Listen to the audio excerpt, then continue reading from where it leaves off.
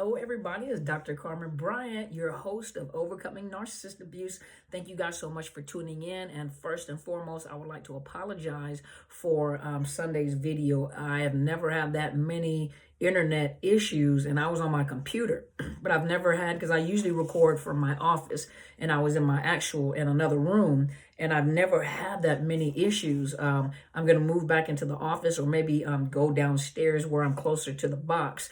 But I had a lot of connection issues, and it was a pretty good topic. And so I do want to come back, and I want to do a part 2, because I want to talk about this topic about, feeling cheated growing up in a home with narcissistic or toxic parents. And before I do that, though, I want to give you guys some good news. I saved a bunch of money when I switched my insurance over to Geico. I'm just joking. But look, so remember I told you guys, if you are a mental health professional, a licensed mental health professional, if you are a doctor, if you are a medical professional, social worker, all of us in that field, even lawyers, but everyone in the medical helping field are required under their license to, they have to get so many hours of continuing education. Here in the state of Washington, I think it's 36 hours every 2 years. And for my certification, I think is 8 to 16 every year or two, depending on how I do my certification, if I do annual or every 2 years. But it's mandatory. We have to do continuing education in order to keep ourselves abreast of, anything that's changing, anything that's added to. And remember, a long time ago, I told you guys, I want to see this implemented in the counseling and medical and legal field and everything, and most of you guys are out there and you're doing the work, you're talking about it. You're in counseling talking about it. And remember, a lot of counselors just didn't understand. And remember, a month or two ago, I was telling you that there was a professional, you guys, you go look it up. It's called PHCSLLC. PHCSLLC is one of the nation's leading it's a nonprofit organization, but provides it's an educational forum for us to get our continuing education. Some of those classes are anywhere from $2,000 to $5,000, like seminars or 7-day seminars and workshops and things like that, to keep us abreast on the changing of the mental health field, or nutrition or whatever. And so about a month or so ago, remember I was telling you guys that there was a lady, I can't think of her name, but she did a free seminar for us professionals, introducing or talking about narcissist abuse. As she talked about it, and she said that they will be adding this type of training into the course, into the classes that we can choose, or the courses that we can choose for continued education, right? I didn't know it was going to happen that fast, but check this out, y'all. Look. Gaslighting. They got a class coming up for the professionals. For us professionals, y'all. Gaslighting, help clients escape and rebuild from a narcissist emotional abuse. And remember, I always emphasize that to call someone a narcissist is technically would be inappropriate. You have to say that person who has narcissistic personality disorder. But now we have training that actually says help clients escape and rebuild from a narcissist emotional abuse. And this is Dr. Stephanie Sarkis. And she's talking about recognizing manipulative and emotionally abusive people and breaking free. It talks about the warning signs, the dangers, a more dangerous form of emotional abuse, unpacking profile of the perpetrator. It talks about, chronic patterns of infidelity, recognizing gaslighting abuse in clients. So they're talking to the professionals and training the professionals now. So some of you guys, when you're going out to find professionals, they have the opportunity to get trained. So now when you guys are out looking for counselors, you can say these classes are now available. And this one is called gaslighting. So they're going to do a live seminar for us that want to attend the live seminar, but it will be on there for them to purchase and go to training. So gaslighting is something, healing from family of origin and complicated grief, help clients rebuild their lives, potential pitfalls for therapists. So it's talking about it, being swayed by the gaslighter's charisma.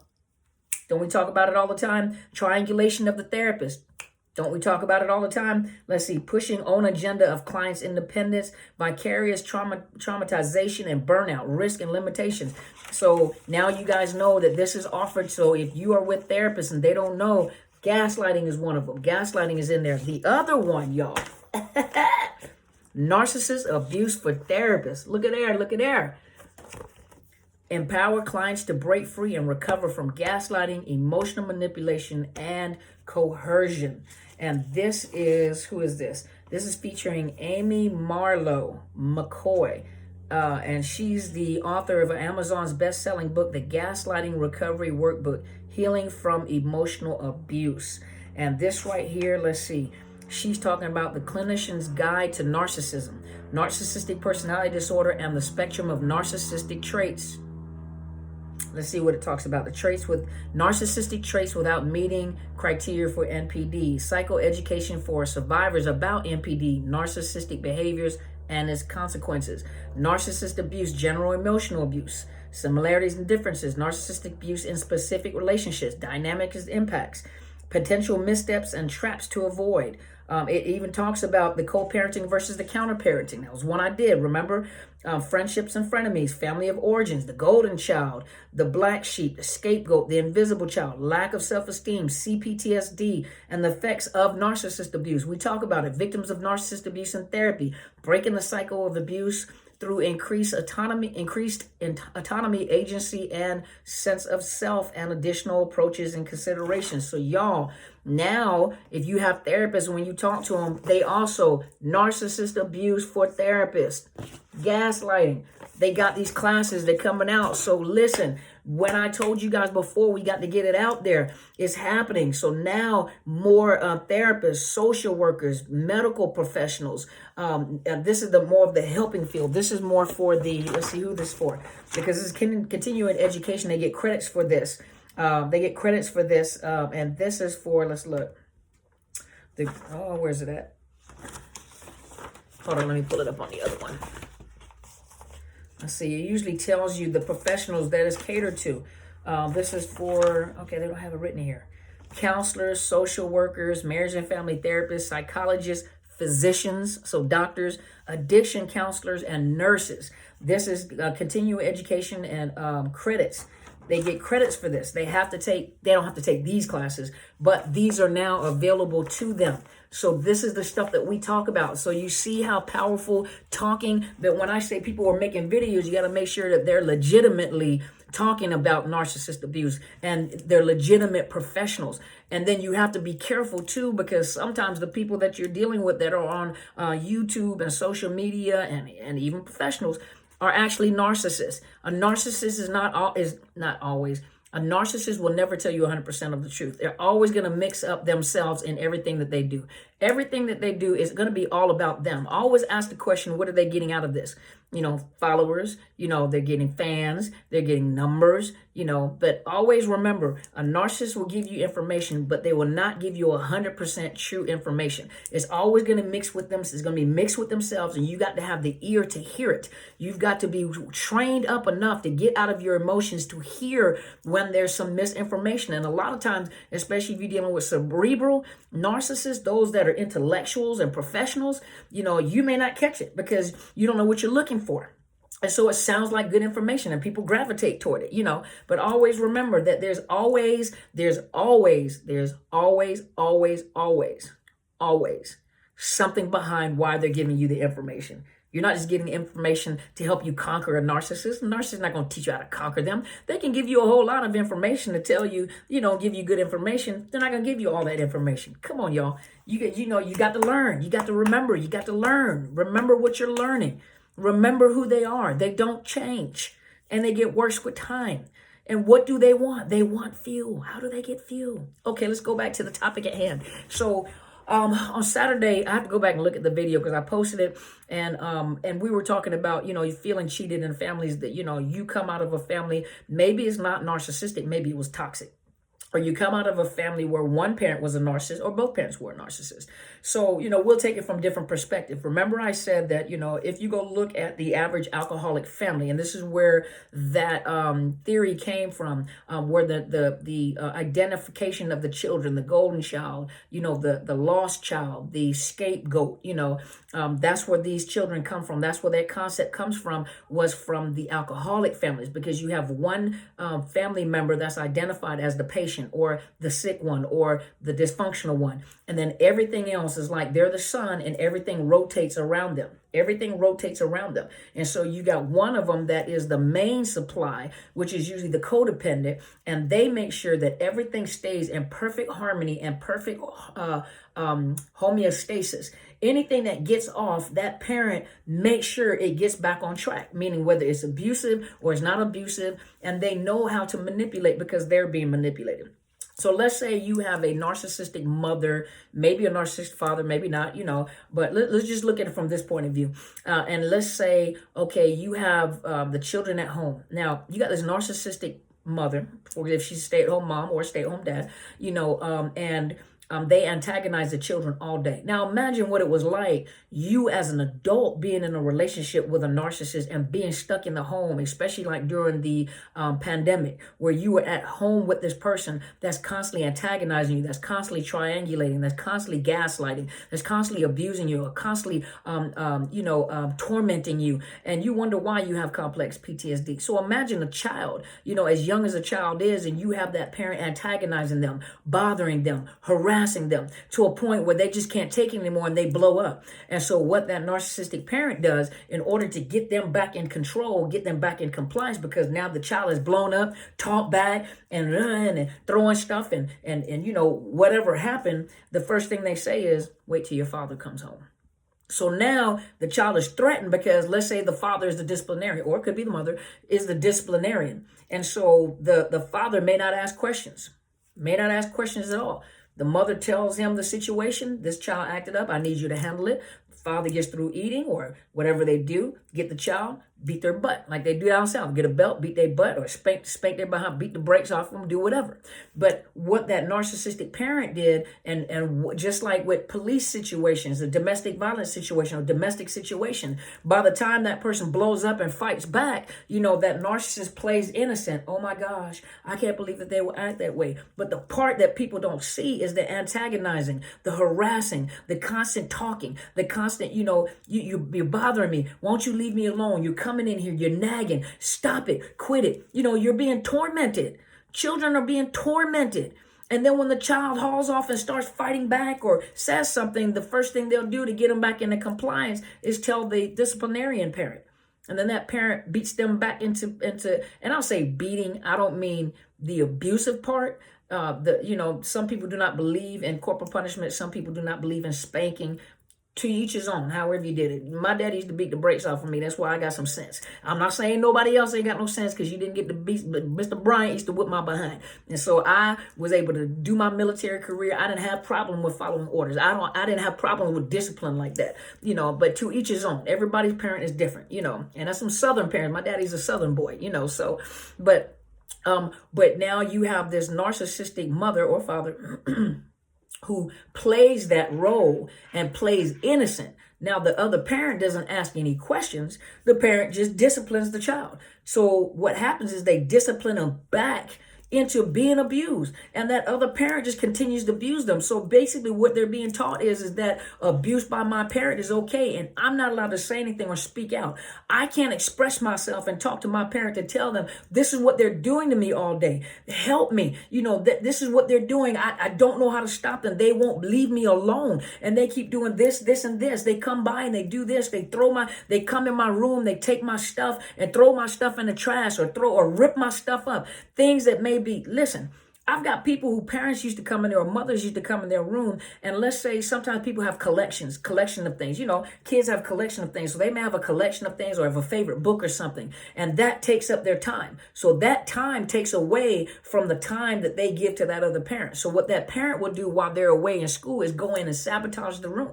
They throw away their books, their favorite books. They may break, back in the day it was records, break their albums. They may take their favorite, clothes and rip the clothes or damage the clothes, sabotage it in the wash machine. They may take their little collections and break the collections or throw everything on the floor and step on it, and then they tell them, now, the next time I come in here and tell you to clean up, I bet you'll clean up then. And I mean, that's unnecessary. You know what I mean? That's unnecessary. But then by the time the child, fights back, then it's woe is me. Look at my child. They're so undisciplined. They take them to social work services. They take them to what the child has behavior issues now. Okay, it's oppositional defiant disorders. No, and they're sitting in there telling them, trying to explain to them that my parent is abusing me, but they don't have the terminology to explain it. They're harassing me, so they won't say anything because all adults are grouped into the same category. It doesn't matter if I say something to you, I know you're gonna say something to her. So if you say something to her, I know she's gonna say something to my father or my mother, and I know when I get home I'm gonna be in trouble for opening my mouth because this is what I go through. So kids are being harassed and you feel cheated because like, dang, my other parent wouldn't even listen to me to help me. Why wouldn't you help me? Why wouldn't you ask her? Why would you just go? Nowadays parents are a little different, but some of them, if you're with a narcissist, but then you have that parent, like that narcissistic parent that likes to triangulate between the kids. So they purposely keep up drama between the kids, telling one about the other and that's my favorite child and saying it, you're my favorite child. The other ones are this and that, and you're my favorite child. So what happens? The other children decide they're going to beat up on their favorite child, saying little things. I wish you'd be more like your sister. I wish you were more like your brother. At least they're like this. At least they're like this. At least they're going somewhere in life, but what does that to say to kids?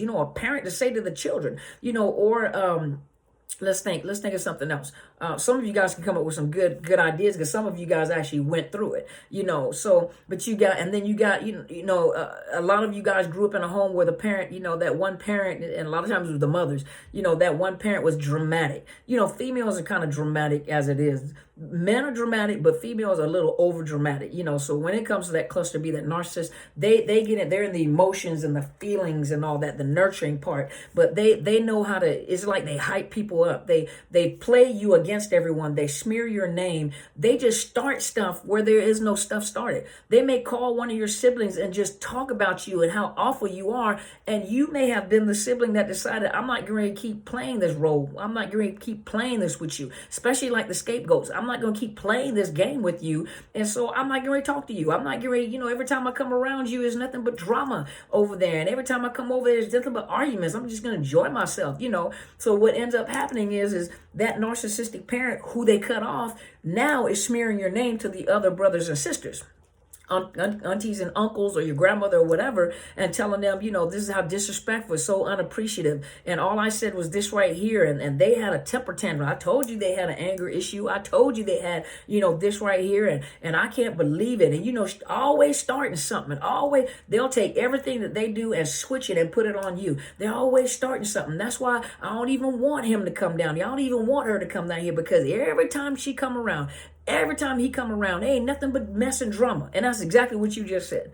So you guys know that if you come up in homes like that, and then the other thing I was talking about is a lot of you feel cheated because, as women, you never learned how to be a woman. Or some of you men never learned how to be a man. You didn't have it wasn't even that you didn't have a man around. Some of you had that narcissistic father around, but the narcissistic father competing with you, or the narcissistic mother is competing with you. They got to date people in your age group or your boyfriend. You got the father, you date, so he got to date the girls that you date. Do you slept with somebody, your father gonna sleep with her too. Or they're competing with you. They're always competing. So you're looking at this older narcissist trying to be young. You in the club, they're in the club. They're around the type of people that you're around, the young age group that you're around. All of a sudden your father and mother around that age group. Like, oh my gosh, your mom is so cool. Oh my gosh, your dad is so cool. And you can't tell them no different. And you're looking like, this is ridiculous.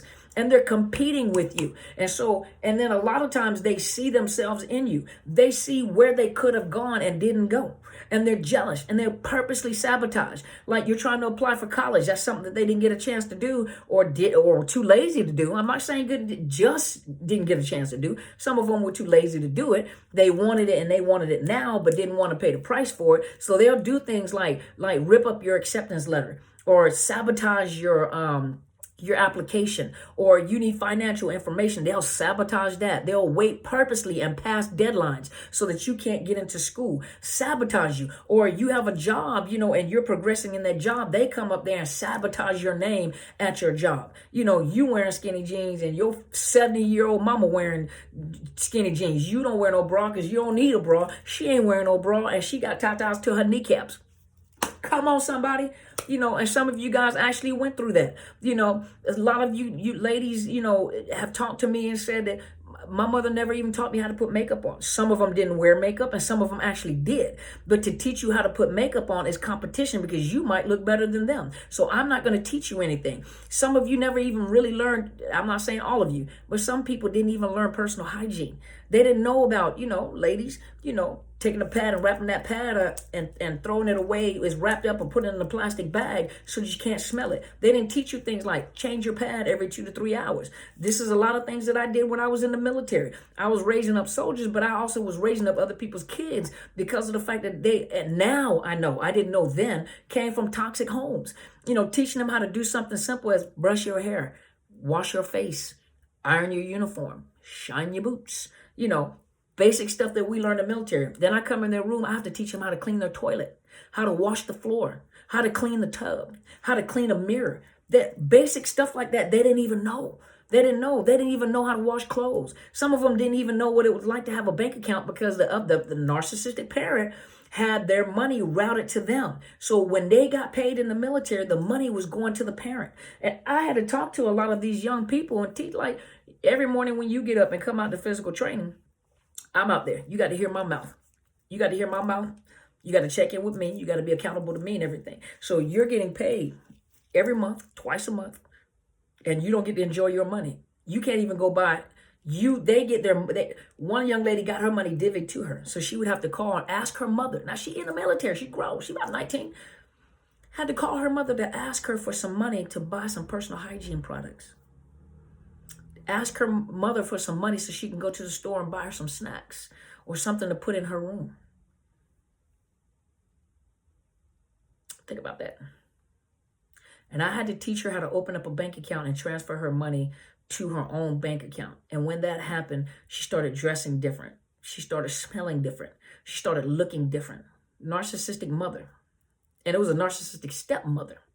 A narcissistic stepmother that held her responsible because her father died and her mother was deceased, but her father died, held her responsible for taking care of her brother that she gave birth to. It was her responsibility to make sure that she sent money home to take care of her brother. It wasn't her responsibility. She was one of the kids.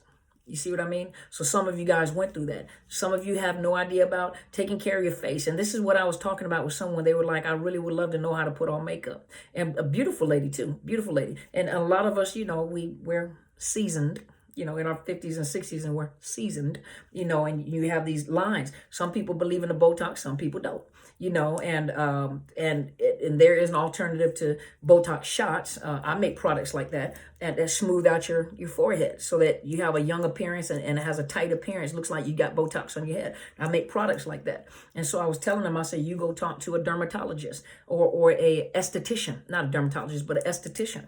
And something as simple as getting your eyebrows arched. Some people just go get some lash extensions. If you don't know how to do makeup, lash extensions, and maybe get your eyebrows, done, whether it's microbladed or, arch your eyebrows and put some lip gloss on. And then you feel like a whole different person. You look in the mirror, you look like a whole different person. Some parents never taught you guys how to be women, how to be men, and a lot of us as women, we are, we can raise some awesome boys, awesome men, powerful men. But there's one thing that we cannot do, and just be honest with yourself. You've never been a man. I've never been a man, so I don't know how a man thinks. Everything that I learned about a man and teach in therapy, that psychoeducation, came from a man. Listening to people like Bishop Jakes, listening to people like Miles Monroe, Ron Carpenter, R.C. Blakes, listening to those men talk about men, because men have emotions. And at one point in time, we're thinking females just have emotion. Like Bishop Jakes wrote a book about emotions. But everything that I learn and teach, besides the scientific side, the psychology side, was taught by men. And Bishop Jakes said the same thing. He says, a lot of books are written about men by women. He said, but if you want to know about a man, you got to ask a man. We don't know how to, we can raise a good man, but I don't know what it's like to shave. It took me being married to find out that there's different type of hair, because my grandfather was white, and so he shaved with that close razor. That close with the razor, the machine. He did close shaves. Okay, I didn't know. And I didn't know that African American men or ethnic men who have curly hair, get razor bumps because their hair curls and curls back into their face. So there's a particular type of razor that they have to use. They can't use those close shaves because it tears up their skin. Okay, I would not have known that had a man not taught me that. You see what I mean? When it comes to using the bathroom. I used to put my son on the toilet backwards till his father was like, don't ever do that again. Put him on your tippy toes. And then teach him how to shake. I ain't gonna touch that. He can do it. You just show him how to do it. I didn't know that, I'm a woman learning from a man.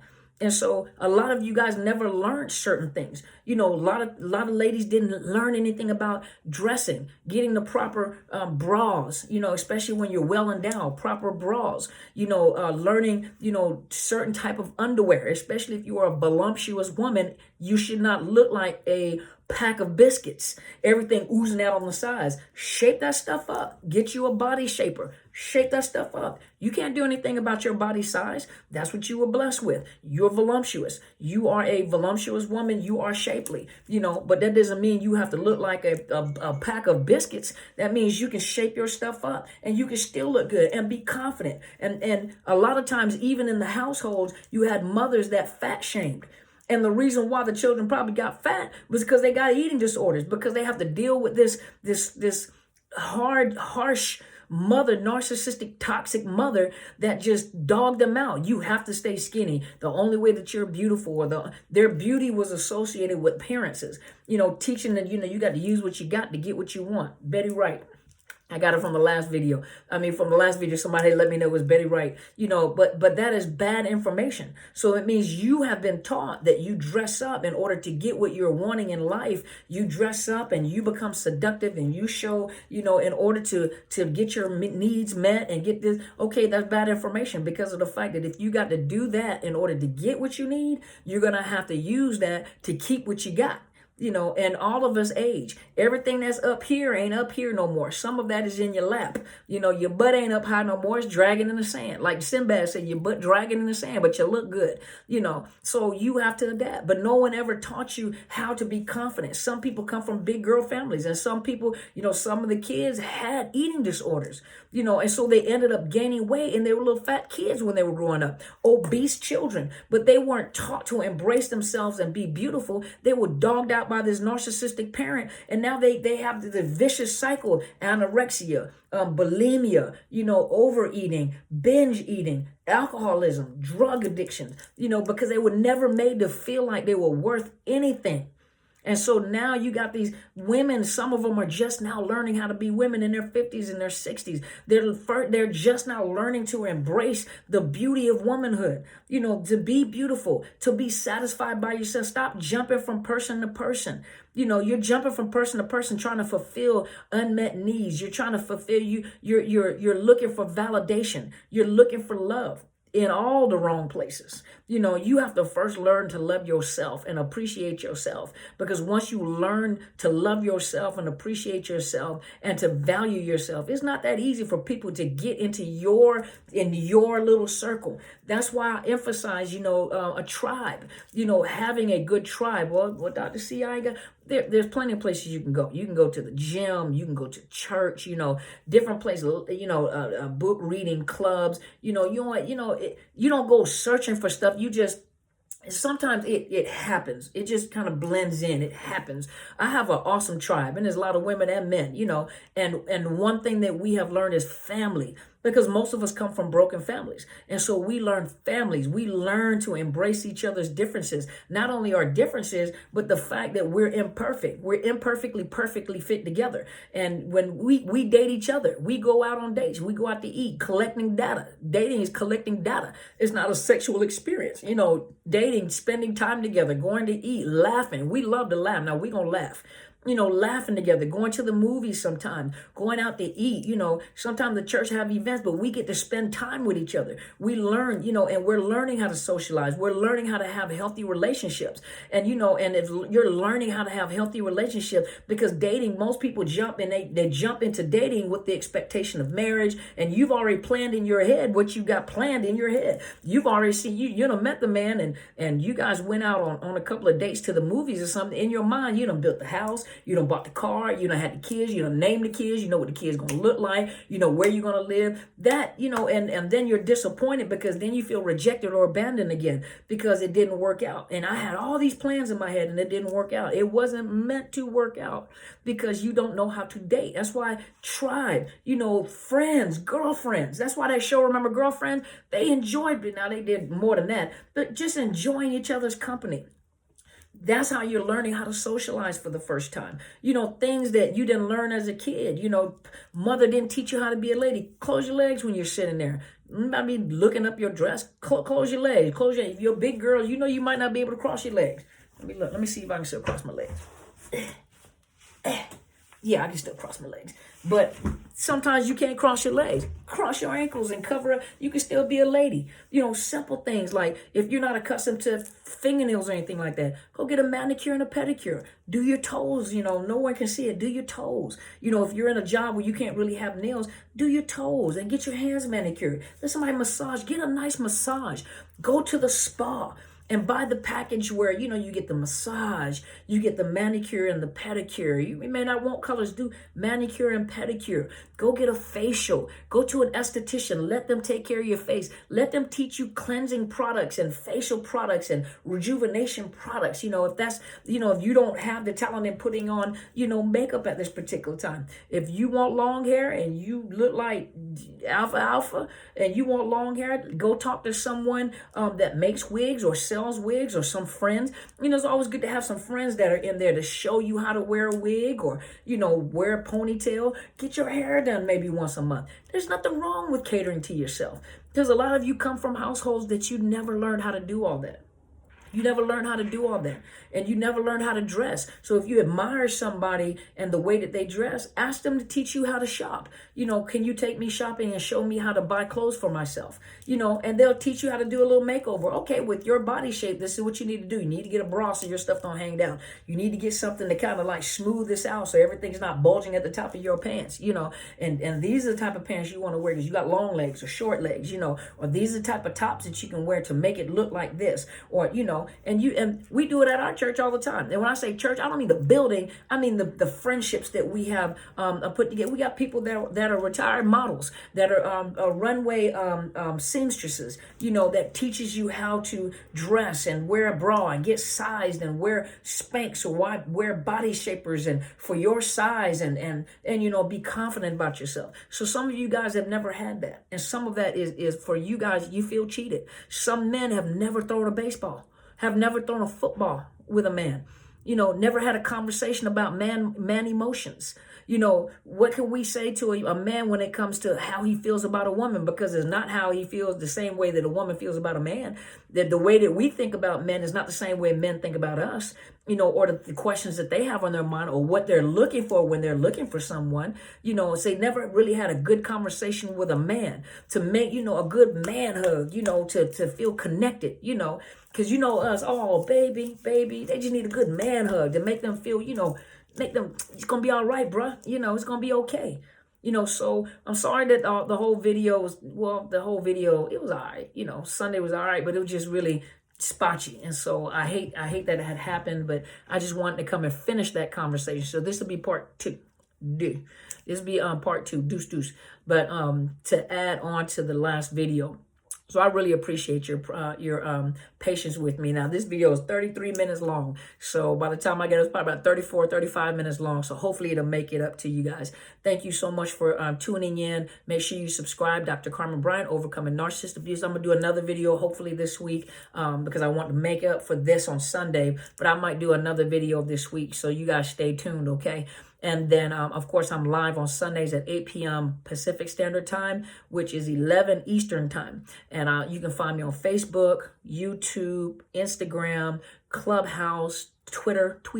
Twitter is at Dr. Carmen Bryant 1. And you can find me on all those platforms when I go live. And make sure you check out my book, Unmasking the Illusion of Perfection. You can find it on Amazon or Barnes & Noble. And for those of you that are looking for coaching services. I cannot provide counseling outside of the state of Washington. I am licensed in the state of Washington. I do provide coaching services outside, but it's different than mental health services. I do not provide you with psychoeducation. I do not provide you with, I do not provide you with the mental health aspect of it when it comes to like providing you with education about psychotropic medications, assessments, diagnosis, referrals. I don't do all that. Coaching means that we have a goal. What is it that you're trying to, let me teach you about this narcissistic abuse and what it's done to you. And someone, let's identify what is happening to you at this particular time. It's a coach. And then we're going to look at the game plan. What is happening at this particular time? Here's some resources, look into this right here. What do you need to do? Okay, this is what you're going through. Okay, let me show you what was happening if you try this right here. That's what coaching is. That's, for me, that's what coaching is. I'm going to coach you through the game. I'm going to coach you through this dilemma.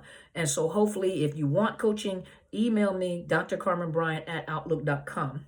And I will provide you with the fees for services. When you guys send me long emails and ask me a lot of questions, I usually provide you with a fee for service. I am a fee for service provider. Those of you that are looking for counseling, go to betterhelp.com/Dr. Carmen. It is a sponsored site, so I do get commission off of it. At the same time, I hear some wonderful things. Now that we have this education out there too, there's going to be more and more counselors that are going to be educated on this type of trauma. You ask them questions like, do you understand domestic violence? Do you understand complex PTSD? Do you understand PTSD? Do you understand parental alienation? Do you understand what it is to be trauma bonded to someone? Do you understand how hard it is when you're addicted to someone? Actually, on here, it talks about people addictions, this new course. But I want you guys to be free. And some of you guys do need to get into counseling before you seek coaching. Coaches are not counselors. Don't confuse them with counselors. They're not counselors. Get counseling first to deal with your emotional issues, psychological issues, behavioral issues, PTSD issues, depression issues. Deal with that first, then find a coach to move forward. Because sometimes you can't move forward because you're dealing with the emotional aspect of the moving of the forward, so you guys, betterhelp.com/Dr. Carmen. And there's a reasonable price. You get a 10% discount just by clicking on the link with my name on it. And then if you're having financial issues, let them know. And they will work with you to help it. It's already affordable. And actually, their fees are less than what I actually charge as a therapist. I was like, wow. I said, that is a good price for a lot of you guys. It's way, way less than what I charge as a therapist. So go check it out. And make sure you go and look at my mother's YouTube channel. It is Helen Sadler, Your Destiny Helper. And make sure you share her videos. We got to get a video. We got to get her numbers up, y'all, because she provides some phenomenal information. If you want information in reference to narcissist abuse on the spiritual and biblical perspective, go check her out. Very, very informative. My mama, y'all. What you expect? I'm on the clinical side of the house. She's on the biblical side of the house. Intelligent woman. Powerful lady. Go check her out. Apple don't fall far from the tree. And then make sure you check out my sister too. She's on HAPS. Right now, we're going to get her on YouTube. She's on HAPS. It's Kathy Gibson. My Life is Intentional. She comes on Wednesdays with our mom, Helen Sadler, Your Destiny Helper. And you can see her on HAPS. Make sure you check it out. Phenomenal woman, and especially when it comes to encouraging women, especially when it comes to building our self-esteem and making us feel good about ourselves and understanding who we are. It's powerful. You got to get around, man, I'm telling you guys, you got to get around some powerful people, and for the ladies, you get around some powerful women. You get around some powerful women, they're not going to let you walk around and just, woe is me all the time, because you went through something. You absolutely did go through something. Is there a silver lining? Is a silver lining on the mountain?